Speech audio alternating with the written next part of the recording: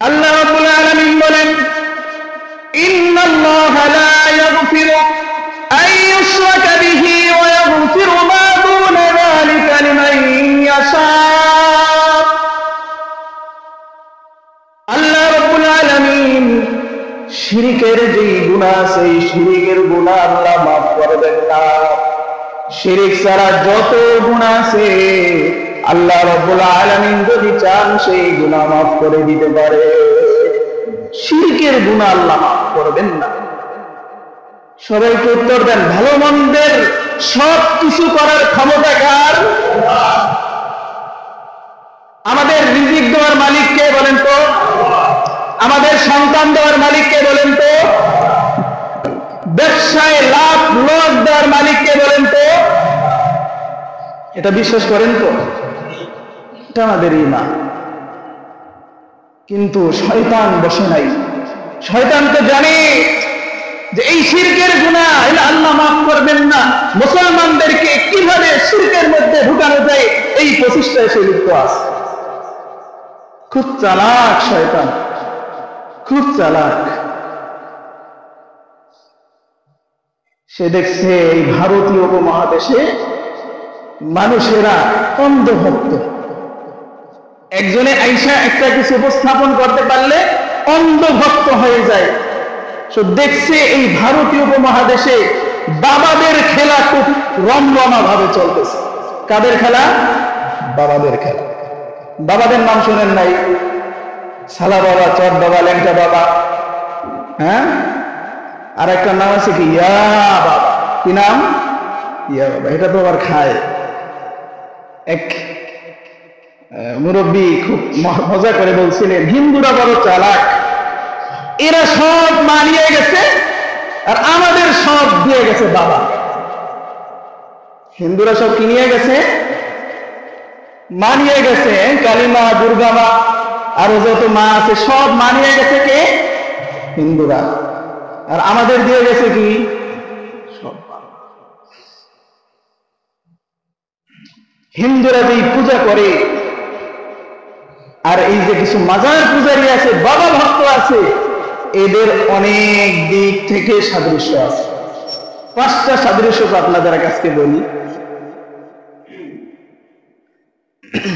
হিন্দুরা নিচে শুধু মা, আর এই মাজার পূজারী ভণ্ড যারা, এদেরকে দিয়ে গেছে শুধু বাবা। কি দিয়ে গেছে? আর হিন্দুরা নিচে। আরেকটা সাদৃশ্য হলো, হিন্দুরাও পূজা করে আর এই মাজার পূজারীরাও পূজা করে। হিন্দুরা পূজা করে দাঁড়ানো মূর্তির, আর এই মাজার পূজারীরা পূজা করে যেই পীরকে শোয়াইয়ে কবর দিছে শোয়ানো মূর্তি, শোয়ানো মূর্তির পূজা করে। ঠিক কিনা বলেন? হিন্দুরা পূজা করে দাঁড়ানো মূর্তির, আর এই মাজার পূজারী ভণ্ডরা কার পূজা করে? শোয়ানো মূর্তির। কবরকে চিন্তা করে কিনা বলেন? হিন্দুরা এদের দুর্গা পূজার সময় পূজা অর্চনা শেষ করার পরে মূর্তিকে সামনে নিয়ে পূজা বের করে। দেখছেন না, মিছিল বের করে, রেলি বের করে। আর এই মাজার পূজায় যারা আছে, এরা 12ই রবিউল আউয়াল আসলে অন্য সময় আশিকে নবী বলে কিছু চেনা যায় না, আমার রাসূলকে গালি দেয় ইহুদি খ্রিস্টানেরা, সেই সময় এদেরকে খুঁজে পাওয়া যায় না। 12ই রবিউল আউয়াল যখন আসে, বিশাল বড় বড় মিছিল নিয়ে বের হয়। সামনে বাবারে, জিন্দা বাবারে গলায় মালা দিয়া মিছিল করতে বের হয়। কিন্তু আল্লাহর নবীর জন্য রক্ত দেওয়ার যখন প্রয়োজন হয়, তখন এই সমস্ত ভণ্ড মাজারি পূজাদেরকে খুঁজে পাওয়া যায়। ঠিক বললাম না? ঠিক বললাম?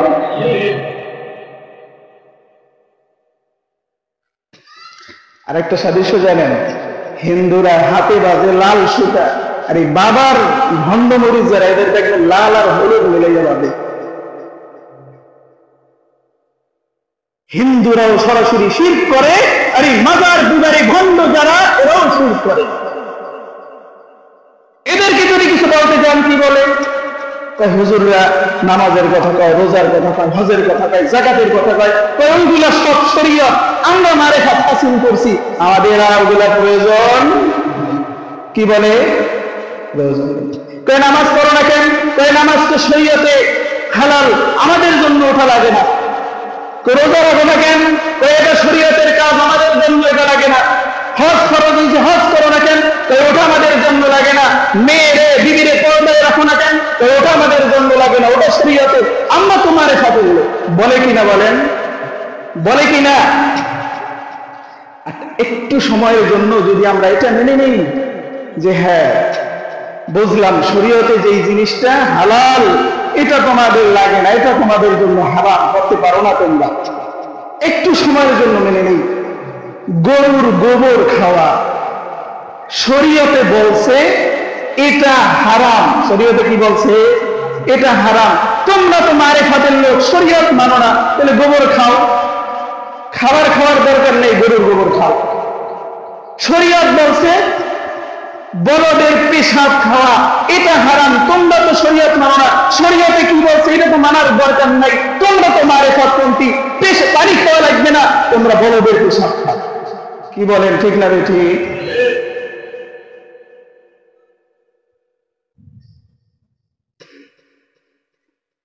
মূলত এরা শরীয়ত কোনটা মারেফাত কোনটা এটা চিনেই না। মারেফাত ছাড়া কোন শরীয়ত নাই।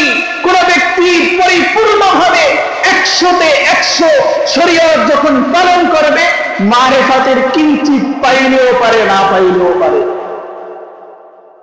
শরীয়ত ছাড়া মারেফাত দাবি করা ভণ্ডামি ছাড়া আর কোনো কিছুই না।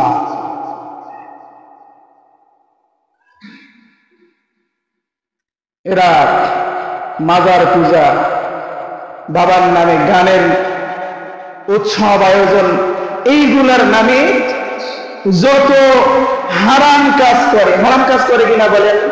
এই মাজারে যে উৎসব আয়োজন করে এতে গান বাজনা হয় কি হয় না? বলেন সবাই, গান বাজনা হয় না? এটা হালাল নাকি হারাম? নারী পুরুষের অবাধ মেলামেশা করা হয়, এটা হালাল নাকি হারাম? বাবার কাছে গিয়া ভালো মন্দ চায়, এটা হালাল নাকি হারাম? বাবার কাছে গিয়া সন্তান চায়, এটা হালাল নাকি হারাম? বাবার নামে পশু জবাই করে, এটা হালাল নাকি হারাম?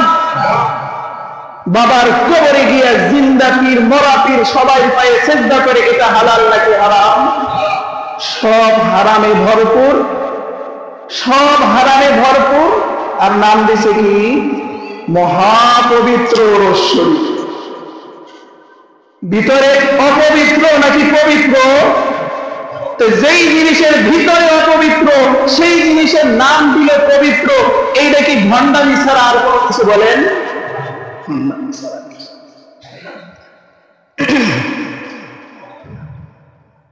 বাবার নামে হাঁস মুরগি গরু ছাগল যা আছে সব নিয়ে, আর বাবার মাপকাঠি কি? কে কত বড় বাবা? কামার বাবার দরবারে এত, এই যে 500 উপরে গরু আসছে। কি আসছে? 500 উপরে গরু আসছে। আচ্ছা, গরু তো গরুর কাছে যায় নাকি বলেন? হ্যাঁ, গরু তো গরুর কাছেই যায়। গরু দিয়ে যদি পীরের মর্তবা ওজন করা হয়, আমি বলবো ওইটা পীর না, ওইটা সবচেয়ে বড় গরু, ওইটা সবচেয়ে বড় গরু। পীরের নামে কোনো কিছু জবাই করা হইলে এটা খাওয়া জায়েজ না, এটা সম্পূর্ণ হারাম। আল্লাহ রাব্বুল আলামিন কোরআনুল কারীমের মধ্যে বলেন, হুররিমাত আলাইকুমুল মাইতাতু ওয়াদ-দামু ওয়া লাহমুল খিনজিরি ওয়া মা উহিল্লা লিগাইরিল্লাহি বিহি।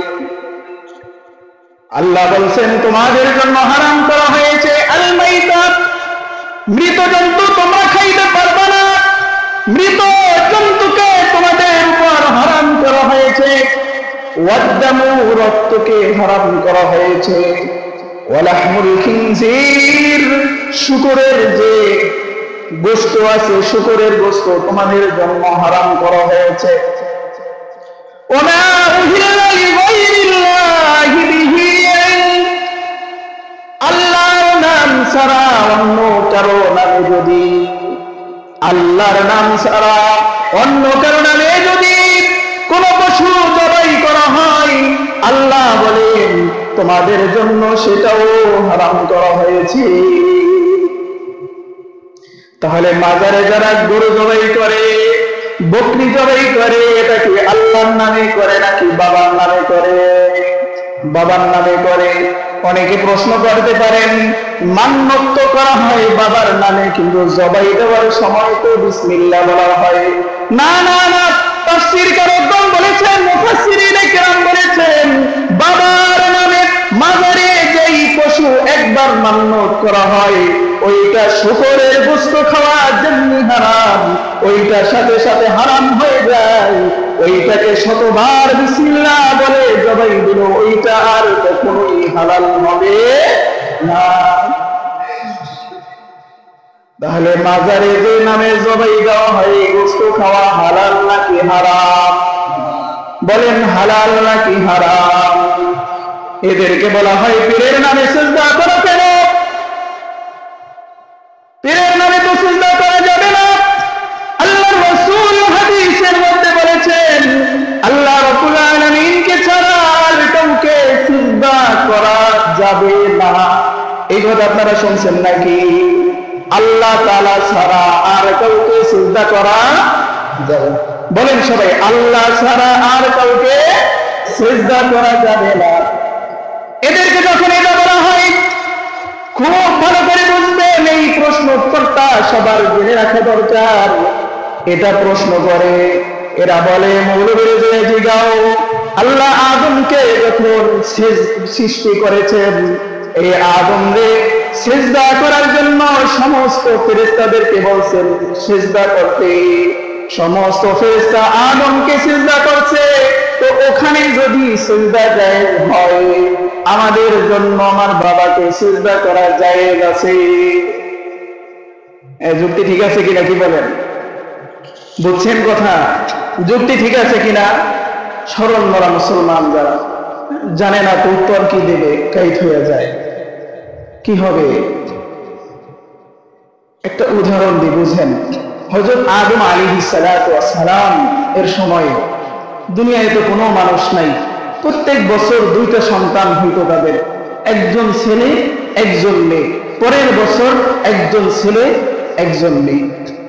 আল্লাহ রাব্বুল আলামিন নির্দেশ দিলেন যে পরের বছরে যে ছেলে মেয়ে হয়েছে, ওই মেয়েটাকে আগের বছরের ছেলের সাথে দিয়া, আগের বছরের যে ছেলে হয়েছে পরের বছরের মেয়ের সাথে দিয়া। এই হুকুম আল্লাহ আদম আলাইহিস সালামকে বললেন। আদম আলাইহিস সালাম তাই করলেন। তাহলে আদম আলাইহিস সালাতু ওয়াস সালাম নিজের ছেলের সাথে নিজের মেয়েকে বিবাহ দিলেন কিনা? দিয়েছেন। এখন এই দলিল এনে এখন যদি কেউ বলে আমি আমার আগের বছরের মেয়ের সাথে পরের বছরের ছেলের বিয়ে দেব, এইটা কি যুক্তি নাকি ভণ্ডামি? ভণ্ডামি। মূল কথা হলো, আদম আলাইহিস সালাতু ওয়াস সালামের সময় ওই সিজদা সম্মানের জন্য ছিল, সম্মানের জন্য ফেরেশতারা সিজদা করতে বলছে। কিন্তু এরপরে আদমের শরীয়ত চলে গেছে, মুহাম্মদ আরবি সাল্লাল্লাহু আলাইহি ওয়াসাল্লামের শরীয়তে একমাত্র আল্লাহ ছাড়া অন্য কাউকে সিজদা করা যায়, অন্য কাউকে সিজদা করা যায়। যেই পীর সিজদা নেই ওই পীরও কুফরি করলো, আর যেই মুরিদ সিজদা দেয় ওই মুরিদও কুফরি করলো, শিরকি কাজ। হযরত লোকমান আলাইহিস সালাতু ওয়াস সালাম তার পুত্রকে ডেকে বলেন, ইয়া বুনাইয়া লা তুশরিক বিল্লাহ ইন্নাশ শিরকা লাযুলমুন আযীম। হযরত লোকমান অনেক বড় জ্ঞানী মানুষ ছিলেন। তিনি তার পিতাকে অনেকগুলো উপদেশ দিয়েছেন, অনেক উপদেশ। এই উপদেশগুলো আল্লাহর কাছে এত পছন্দনীয় হয়েছে, এত পছন্দনীয় হয়েছে, লোকমান আলাইহিস সালাতু ওয়াস সালামের নামে আল্লাহ একটা সূরা নাযিল করে দিয়েছেন, যে সূরার নাম হলো লোকমান। এই লোকমানের একটা আয়াতে হযরত লোকমান তার ছেলেকে বলেন, হে আমার ছেলে, লা তুশরিক বিল্লাহ, আল্লাহর সাথে কাউকে শরীক করিও না। ইন্নাশ শিরকা লাযুলমুন আযীম, কারণ কি? কারণ কি? বলে শিরক হলো মহা অন্যায়। সবাই বলেন শিরক হলো মহা অন্যায়। শিরক মহা অন্যায়। এই শিরকের গুনাহ আল্লাহ মাফ করবেন না। হযরত আবু হুরায়রা রাদিয়াল্লাহু আনহু আল্লাহর রাসূলের থেকে হাদিস বর্ণনা করেছেন, আল্লাহর রাসূল বলেন ইজতানিবুল মুবিকাত, ধ্বংসকারী জিনিসগুলো থেকে তোমরা নিজেদেরকে বাঁচাও। ধ্বংসকারী জিনিস কি কি? আল্লাহর রাসূল এখানে অনেকগুলো বলছেন। এক নম্বরে যেটা, সেটা হলো আল ইশরাকু বিল্লাহ, আল্লাহর সাথে কাউকে শরীক করা। আল্লাহর সাথে কাউকে শরীক করা। এই জন্য ভাই ভাই, আপনাদের সাথে আমার কারো দ্বন্দ্ব নাই, আমাদের কারো দ্বন্দ্ব নাই। আপনার জমির সাথে আমার জমি নাই, আপনার বাড়ির পাশে আমার বাড়িও না। যেগুলো বলতেছি কোরআন হাদিস থেকে বলতেছি।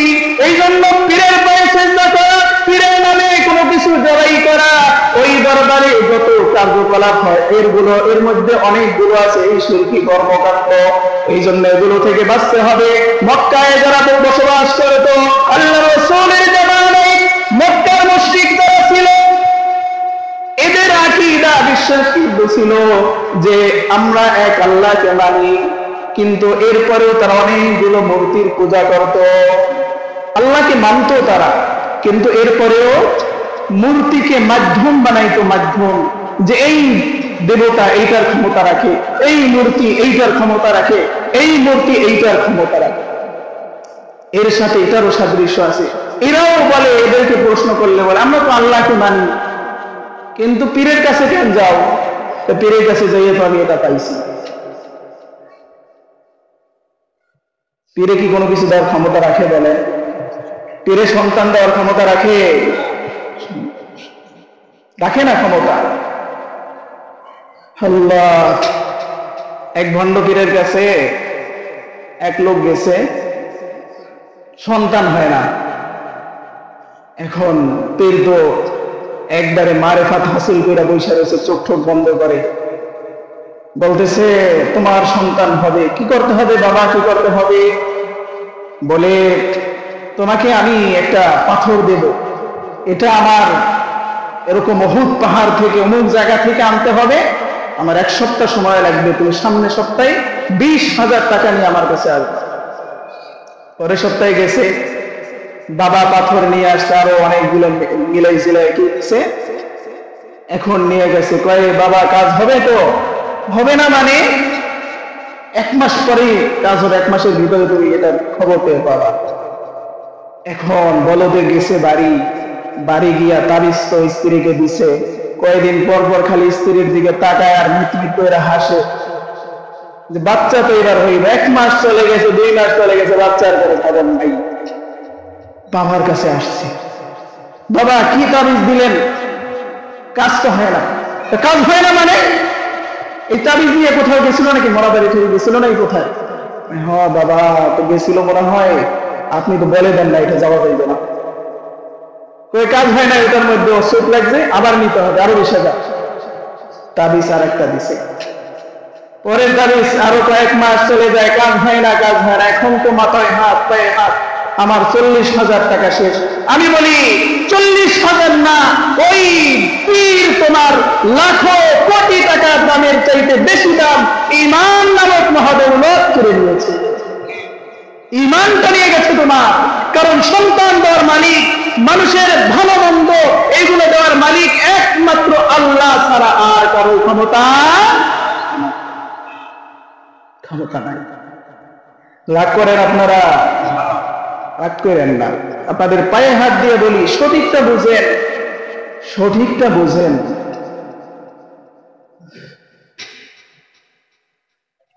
শিরক এটা 2 প্রকার, একটা হলো আশ-শিরকুল আকবার আর একটা হলো আশ-শিরকুল আসগর। একটা হলো বড় শিরক আর একটা হলো ছোট শিরক। বড় শিরক এটা আবার 3 প্রকার। 1 নম্বর শিরকুল ইতিকাদ, বিশ্বাসগত শিরক, বিশ্বাসগত শিরক। আরেকটা শিরকুল আকওয়াল, কথার মাধ্যমে শিরক। আরেকটা হলো শিরকুল আফআল, কাজের মাধ্যমে শিরক। শিরকুল ইতিকাদ, বিশ্বাসগত শিরক কি? এই যেটা বললাম, বাবার কাছে যাইয়া সন্তান চাওয়া, বাবা সন্তান দিতে পারে, ভালো মন্দ করার ক্ষমতা রাখে, এই বিশ্বাস করা। অথচ আল্লাহ বলছেন কি, লিল্লাহি মুলকুস সামাওয়াতি ওয়াল আরদ ইয়াখলুকু মা ইয়াশা ইয়াহাবু লিমান ইয়াশাউ ইনাসা ওয়া ইয়াহাবু লিমান ইয়াশাউ যুকুর। আসমান জমিনের সমস্ত রাজত্ব একমাত্র আল্লাহর। বলেন কার? আল্লাহর। ইয়াখলুকু মা ইয়াশা, তিনি যা চান সেটাই তিনি সৃষ্টি করতে পারেন। ইয়াহাবু লিমান ইয়াশা, তিনি যাকে চান ইনাসা, তাকে পুত্র সন্তান, কন্যা সন্তান দান করেন। আল্লাহ যাকে চান তাকে কন্যা সন্তান দান করেন। ইয়াহাবু লিমান ইয়াশা ইনাসা, যাকে চান কন্যা সন্তান দান করেন। ওয়া ইয়াহাবু লিমান ইয়াশা যুকুর, আর যাকে চান আল্লাহই পুত্র সন্তান দেন। এই জন্য কন্যা সন্তান, পুত্র সন্তান এইগুলো দেওয়ার একমাত্র মালিক হলেন আল্লাহ। আমাদের সব কিছু করার মালিক কে? এই বিশ্বাস থাকবে। আর অন্তরের মধ্যে এটা রাখবেন, শিরক এটা অনেক বড় ভয়াবহ গুনাহ। এই শিরক থেকে যেন আল্লাহ আমাদেরকে হেফাজত করেন। সকলে বলি আমিন। আল্লাহ রাসূল হাদিসের মধ্যে বলছেন, একটা তো বললাম শিরকে আসগর, একটা বলছি ইতিকাদ, বিশ্বাসগত। আকওয়ালগত কি? কথা দিয়া শিরক করা। কথা দিয়া শিরক করা কি? যে আমার বাবা এটা পারে, আমার বাবার কাছে চাইলে এইটা দিতে পারে, কথা দিয়া বলল। আর আফআল কাজগত, বাবার কাছে নিয়ে গেলাম, বাবার দরবারে সিজদা দিলাম, আফআল করলাম, কাজ দিয়া শিরকি কাজ করলাম। এই শিরকগুলো আকবার শিরক। আর কিছু শিরক আছে শিরকে আসগর। আল্লাহ রাসূলকে প্রশ্ন করা হইল, আল্লাহ রাসূল শিরকে আসগর কি, ছোট শিরক কি? আল্লাহ রাসূল বলেন আর রিয়া, লোক দেখানো, ইবাদত করা। নামাজ না পড়লে মানুষ কি বলবে, মানুষকে দেখানোর জন্য নামাজ পড়লাম, ইবাদত করলাম। আল্লাহ রাসূল বলেন ছোট শিরক। আল্লাহ রাসূল বলেন এই ছোট শিরকের ব্যাপারেও আমি তোমাদের ব্যাপারে ভয় পাই।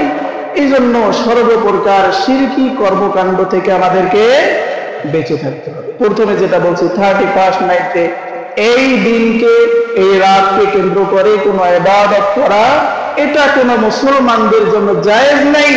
আর দ্বিতীয় নম্বরে এর সাথেই সংশ্লিষ্ট যেটা বললাম, পীরের দরবারে যাওয়া, সেখানে কোনো কিছু করা, শরীয়ত মারেফাত মানে যেগুলো আছে এইগুলো নিয়ে পড়ে থাকা, নামাজ রোজা বাদ দিয়া, এইগুলো কিন্তু শিরকের সাথে সম্পর্কিত। আল্লাহ রাব্বুল আলামিন আমাদেরকে সঠিক বোঝার তৌফিক দান করেন। আমিন ওয়া আখিরু দাওয়ানা।